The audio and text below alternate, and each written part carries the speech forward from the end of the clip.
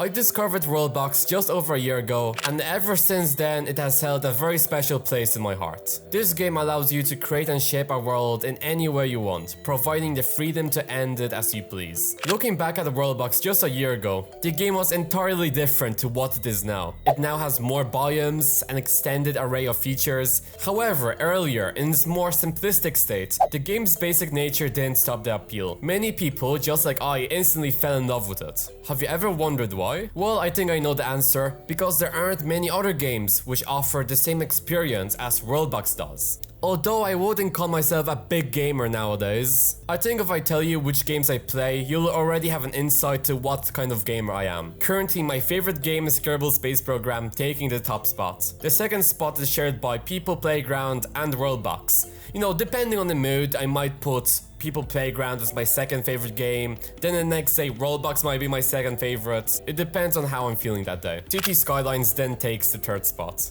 I just really enjoy the aspect of creativity. While many games have pre-written storylines or objectives that you must follow, games like Worldbox have no end goal. I can play the game for 10 minutes or 10 hours, and the same applies to People Playground. You get to decide what the game means to you. You can bring your favorite anime characters and create your own scenarios using them, engage in war role plays with guns, or simply build beautiful structures. Once you press that button to start the game, you're left alone. The game doesn't push you toward achieving a specific goal. You gradually begin playing the game however you like. If you're playing Worldbox, you may want to recreate the Second World War, or send off the states to war with one another, or perhaps you want to spend some time building your own unique world the way you want it. When you launch the game, there's nothing to guide you except for yourself. City Skylines may be slightly different because there are certain objectives you have to meet, but they aren't overwhelming. The game is very generous with its money system, so it's very easy to earn a lot of money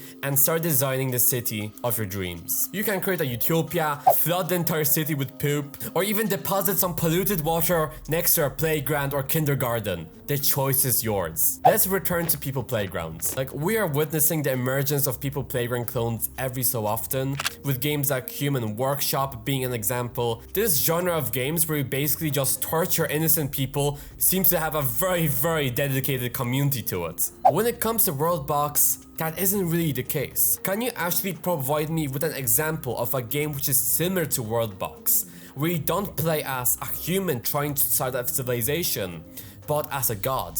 I don't believe you can come up with any game which is like that. While games like Hearts of Iron 4 allow you just to dictate the actions of a single country, it is basically just a war simulator. Worldbox combines the elements of a war simulator and a free building game into one unique experience. I've seen some people compare Worldbox to the Dawn of Man, but no, you're just wrong. That's an objectively wrong opinion to have. If we delve into the creativity in Dawn of Man, compared to Worldbox, it is almost non-existent. The shooter game genre is enormous, with numerous titles being released each year. Usually, there are a few big games like Call of Duty or Fortnite that every other games compare to. Worldbox has not reached that level of comparison yet. People Playground didn't have it for quite some time, but look at it now. I am willing to bet, I will even sell my future wife for this, that another People Playground clone is going to release this year or somewhere in 2024. It is somewhat guaranteed to happen. Will we see sudden competition emerge in the future? I certainly hope so. Like, just imagine a game like Worldbox, but with 3D models instead of pixel art.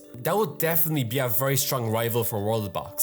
Some people may argue if a game isn't in a pixel art style, that's not going to be anywhere near to what Worldbox is, but the reality of things are, Worldbox is the only god game. There are no god simulators. And this genre undoubtedly has an audience, as reflected in the success of Worldbox. I'm certain Worldbox will remain one of a kind for a very long time. However, I still do hope that some competition at some point down the line is going to arise. In my opinion, competition in the gaming industry is great. Just look at the impact Fortnite had on the gaming world, influencing the introduction of microtransactions and battle passes. Even Clash of Clans has a battle pass. Would you believe it? And that would not have happened if Fortnite never blew up. Fortnite has been both copied and copied several different games, and this exchange of ideas and features wouldn't be possible without understanding what players enjoy. If more god simulators were created, it would be possible to see Worldbox developers learning from them and incorporating new features